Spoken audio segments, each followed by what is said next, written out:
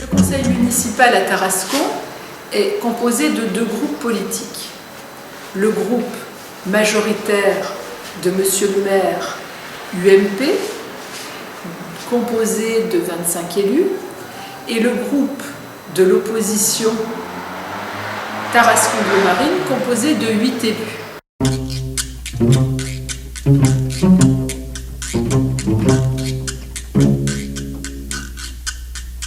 Le conseil municipal se réunit depuis la mandature de M. Limousin une fois par mois. L'objet d'un conseil municipal, c'est de parler des affaires de la ville et bien sûr, il se décompose en projets de délibération sur lesquels nous débattons, donc l'exécutif et le groupe d'opposition.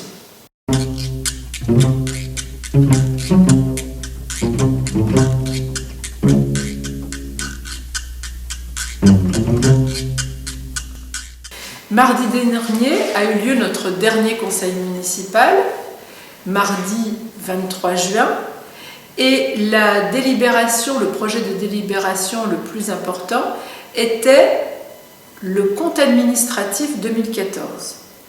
Ce compte administratif signifie les résultats budgétaires, si on peut dire, c'est-à-dire ce qui a été effectivement réalisé en 2014 par les membres de l'exécutif.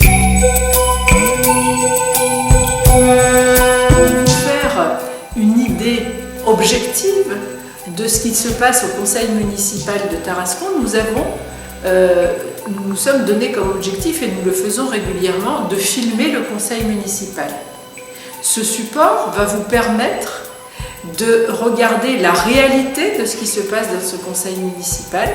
Aussi, je vous invite à regarder la délibération du compte administratif qu'il s'est passé au conseil municipal de mardi 23 juin. Et je pense que si vous avez lu l'article de la Provence, vous y verrez de nettes différences. Merci, au revoir et à la prochaine vidéo.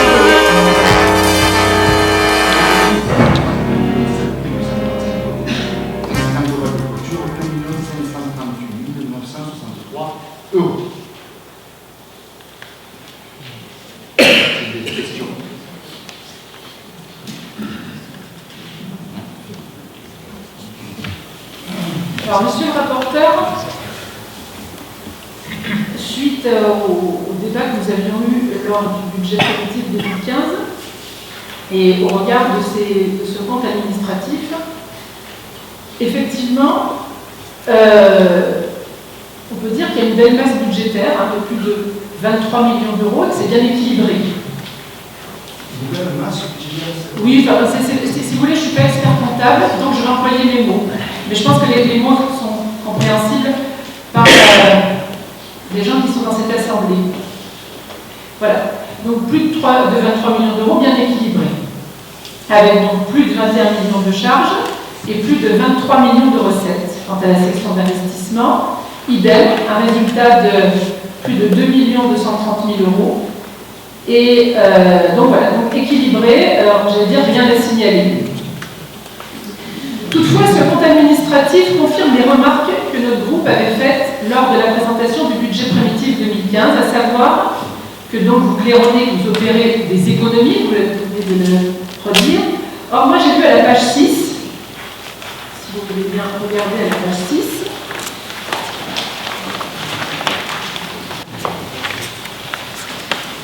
dans le 204, par exemple,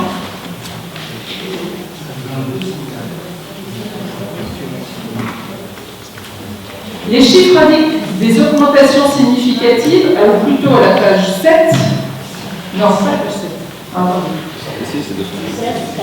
voilà. Alors, des augmentations significatives dans le charge du personnel, je ne vais pas à la page 6, c'est où la page 6 ? Si, non, c'est en haut. Charge de personnel, c'est le chapitre 12. chapitre 12, donc à la page 6. Donc réalisé 11 720 000 euros, budgété en 2015 11 973 000 euros. En ce qui concerne les charges à caractère général, mon chapitre 11 donc, 4 443 000 euros réalisés, budgété 4 553 000 euros. Donc il y a une nette augmentation. D'autres engagements financiers hors bilan nous posent aussi question. Les autres engagements financiers se trouvent de la page 80 à la page 85.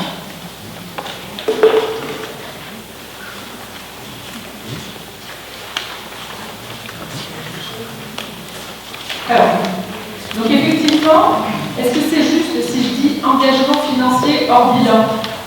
Comptablement, c'est un terme juste? Je l'entends. Oui, ça va bon. Alors, donc ça nous pose question justement, ces engagements financiers. Aujourd'hui, la ville est à 38 millions de garanties financières, c'est-à-dire qu'elle a engagé sa garantie à hauteur de 38 millions d'euros. C'est beaucoup. Et à la page 84, notamment concernant la CEMITA,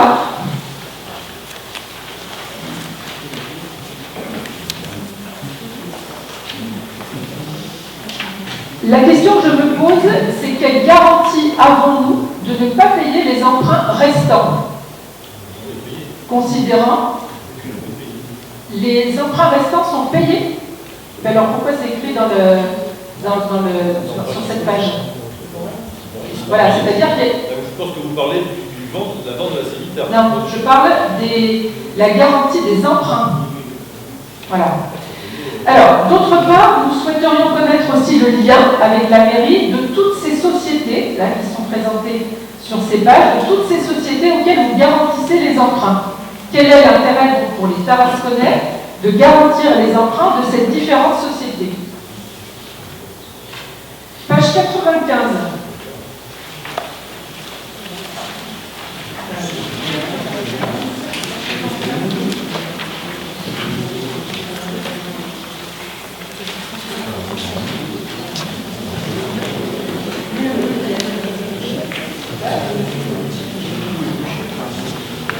Alors, page 95, nous observons les garanties offertes cette année.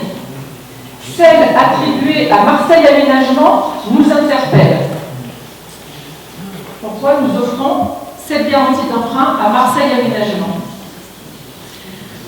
Autre sujet concernant les subventions d'équipement. Alors là, excusez-moi, on va retourner à la page 13.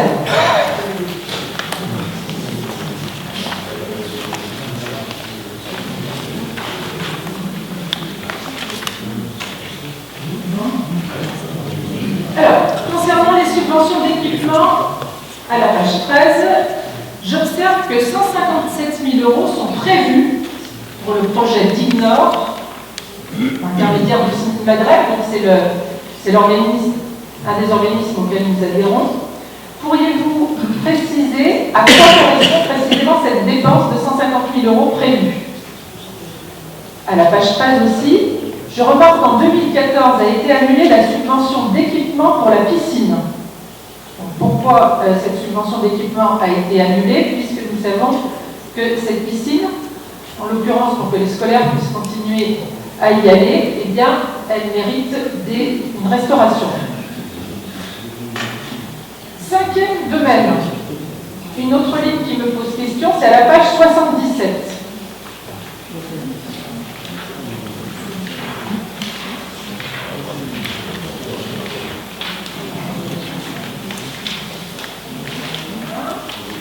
Alors, vous en avez parlé tout à l'heure, justement, et je n'étais pas au courant, nous n'étions pas au courant, mais peut-être que ça m'a échappé. L'état des sorties des biens immobiliers. Justement, cette parcelle qui s'appelle le Chevalier Lansac, je n'ai pas mémoire du conseil municipal qui a décidé de la cession de ce terrain bâti de 150 000 euros. 155 000 euros. Alors, je ne sais pas si peut-être que... je n'ai pas retenu. Voilà. Ensuite, eh bien écoutez, c'est déjà pas mal. Voilà. Donc si vous voulez, je vais conclure maintenant. Voilà, donc avec les bons résultats comptables de la gestion de votre prédécesseur, de M. Favre, un endettement peu élevé, les Tarasconnais devraient pouvoir bénéficier d'une fiscalité moins élevée, puisqu'il y a du plus. Ces comptes démontrent que vous avez les moyens de le faire. Les Tarasconnais attendent aussi un véritable projet de redressement de leur ville avec tout cet argent. Nous en avons les moyens, ce compte administratif le démontre. Or, vous déléguez à tout va nos compétences à la CCF. Le FISAC, ça veut dire commerce, services et artisanat, qui va être délégué à la CCF alors que nous avions obtenu une subvention de l'État. Donc ces 303 000 € vont aller directement être gérés par la CCF. Donc voilà une compétence qui a été déléguée à la CCF alors que le commerce se meurt. Les logements sociaux, la Cévitar maintenant, c'est effectivement aussi, ça ne sera plus en tout cas Tarascon qui va s'en occuper directement. Et puis l'amélioration de l'habitat aussi, qui en a grand besoin, qui est aussi déléguée à la CCF. Voilà, pour toutes ces raisons, donc nous nous abstiendrons sur ce compte administratif.